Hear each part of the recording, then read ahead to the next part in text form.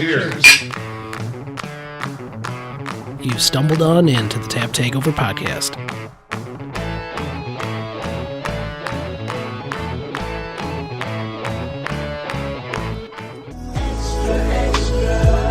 That's right.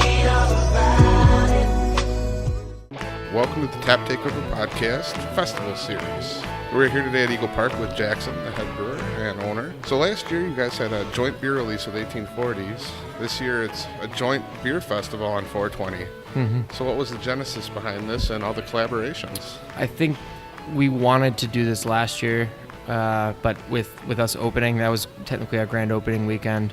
It really just wouldn't work. We were just trying to fill our own tanks with our own beer. So I think this year we wanted to kind of reimagine the concept of joints. You know, obviously it's on 420, so there's a theme behind that. But we wanted to do a whole series of collaborations and created a fest. I mean, we've not really seen too many of those around. I think there might be a couple, but we weren't really, as far as we know, nothing in the Midwest. Yeah, I definitely haven't seen anything in Wisconsin or Yeah. Chicago, for that matter, something on the scale of collaborating. Yeah, and we wanted to bring together a lot of, like-minded brewers to really just think outside the box and do some really cool beers and just have a lot of fun and really, the main thing was to introduce some of these breweries to the Milwaukee crowd. So why don't you tell the folks at home some of the big name breweries that you guys got on board for this? All right, let me see if I can remember all of them. So all 9 of them, right? Yeah, we got 1840. We have Untitled Art. We have Working Draft. We have Phase 3. We have Southern Grist, Lupulin, Dangerous Man, Drecker, Lion's Tail. There we go. Got all 9. Did it. Now you talk about thinking outside the box and like-minded brewers. Is that just a theme for all the different styles of beer or different, shall we say, adjuncts that'll be in the beers that are being released? There are definitely a lot of breweries that brew very similar to our style, which is, definitely a lot of New England IPAs and overly fruited kettle sours and adjunct stouts and milkshake IPAs, and basically just kind of rack our brains to do some new twists on those styles and things that maybe that Phase 3 knows a little bit more about, or I know a little bit more about this, or he has a trick for this but I have this, and combining those things to make something a little different that we both wouldn't normally do, using different malts that neither one of us have used, or different yeast strains, or different combinations of hops, and that was kind of the concept. For us, for me as a brewer, it was really fun to talk to these other brewers and be like, well, what haven't you done? Well, I haven't done this, or we've both done this, but what if I've always been wanting to play with this new malt. Perfect timing. Let's do it. Kind of playing something that we did is definitely play to the strong suit of some of these, breweries. So with Phase 3, we did a really big stout. With Microphone, we did a really awesome, milk stout. And with Lupulin, we're doing a crazy double IPA, like 8 pounds per barrel of like Nelson and Vic Secret and Citra, and Drecker is known for a lot of their really big, awesome kettle sours. So we're doing one with them. So we definitely kind of played to some of these strong suits of the breweries, which is really cool. So pretty much every single beer that the customer that bought a ticket gets to take home with them is something that's over the top and out of the norm. That would usually be a special release that would be sold out in less than a day, right? Correct. Yeah, we and that was the other cool concept, is most of these festivals you can't bring any beer home with you.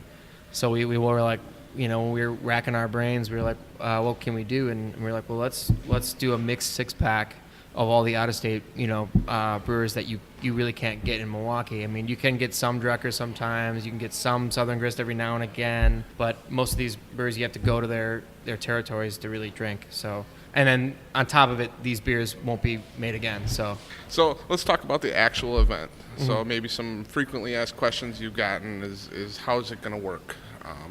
Where's the entrance? I heard you're going to have a pretty big, massive tent. What's the setup going to look like? Right. So we have a 4,200 square foot heated tent. So rain or shine, it'll be a great event. The entrance will most likely be at this main entrance to the parking lot. You'll get your wristband, and on your wristband it'll have all your drink tickets, and then it'll have your 6-pack to-go beer ticket. and there'll be food vendors around the tent, as well as our food we'll be selling as well. We're selling the limited edition Joint Fest glassware. That'll be, I believe, about 500 glasses that we'll be selling for that. So just under one per person.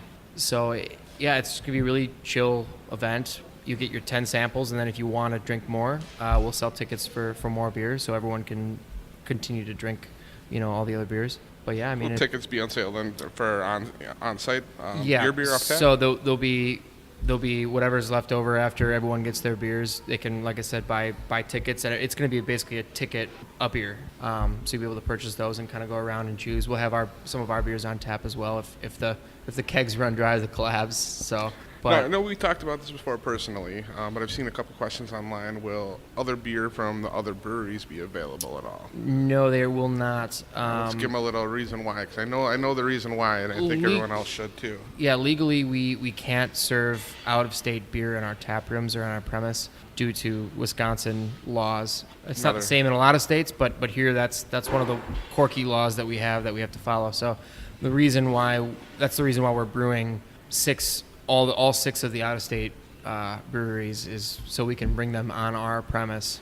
Yeah, another one of those antiquated liquor laws that we should look at. Yes. There's always in the future that could change and we can do more. But for this year, this was kind of our first step, getting our feet wet with this kind of style of event, and we're just excited to really have them in. All right, so how have ticket sales gone? I know VIP sold out fairly quickly. Any general admission left, or are those all gone now too? I know we do have some tickets left. It's not a lot. I believe we've got at least 10% of the tickets left. So beyond that, I'm not sure. But Jake handles all that. All right. So one general question before we jump into the first beer we're going to talk about.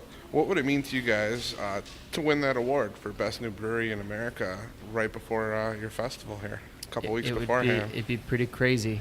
It was a pretty crazy email that we got, like the Monday or the Sunday before they announced it. They emailed us and said we were nominated for Best New Brewery in the country for USA Today, and it was a crazy feeling. I mean, going from Lincoln Warehouse and having 1,200, 1,300 square feet to here, and now we're having a full restaurant, and we just added brand new tanks, and we've been really fortunate with the support we've had, and it'd just be crazy. I mean, Wisconsin's been so supportive of us. We obviously watch social media like everybody else, and to see everyone, commenting, saying that they're voting for us, twice a day, 3 times a day, whatever it is. And people have been sharing the link on the trader sites all the time.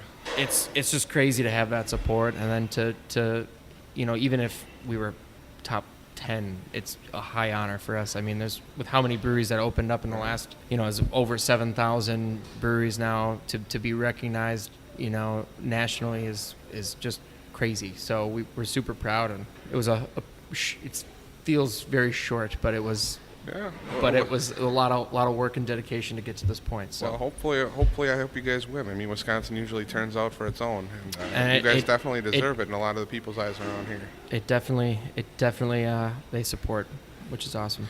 So the first collaboration we're here to talk about today, and in subsequent days and short releases, maybe 5-10 minutes with Jackson or Max or Jake, and the brewers for some of the breweries that are coming in to brew the collaboration beers. The first one, it's my fault. I was a little late today, and Untitled Art had to jet out a little early. But Jackson, why don't you tell us about the beer with Untitled Art? It is a lemon meringue inspired IPA. So we used a Citra and lemon drop hops. We used, as I said, about a case of lemons, threw that in the whirlpool. The whole lemon or just the zest? Just the zest. We did 30 pounds of Jet Puff marshmallow cream. I think it was like 70 pounds of marshmallows. And we used a really cool malt that we've been playing around with called, it's a Patagonian extra pale malt. Okay. So it's super light. It's one of the lightest malts you can get. It's like 1.6 lava bond, which is super light. Going for that fluffy meringue feeling, right? And it's going to be super light colored, and it's going to be right around 8.5%. So really excited about it. It was kind of an idea that we kind of came up with. We went back and forth for quite a few weeks, and finally settled on this idea, and we I mean, brewing it today, the whole brewery smelled like lemon meringue. So we were super excited. We can't wait for it to ferment out and try it. So it's just straight lemon meringue, no pie crust or anything like that? Just lemon meringue, yeah. We wanted to focus super heavy on the really fluffy, lemon zesty flavor. We didn't really want to get too much of the crust involved. What a fitting brewery to have. I mean, you've worked with Untitled Art before. Yep. But Untitled Art does, most of the collaborations from all around the nation. So yep. It's awesome. It was cool to have them in here. Yeah, we're super pumped for that beer. I mean, I've never worked with lemon drop hops before, so I'm really excited to see how it turns out. And honestly, I've not really worked with jet puff like marshmallow cream, so it was really interesting. It was really hard to get it out of the containers and into the kettle because it just wanted to stay.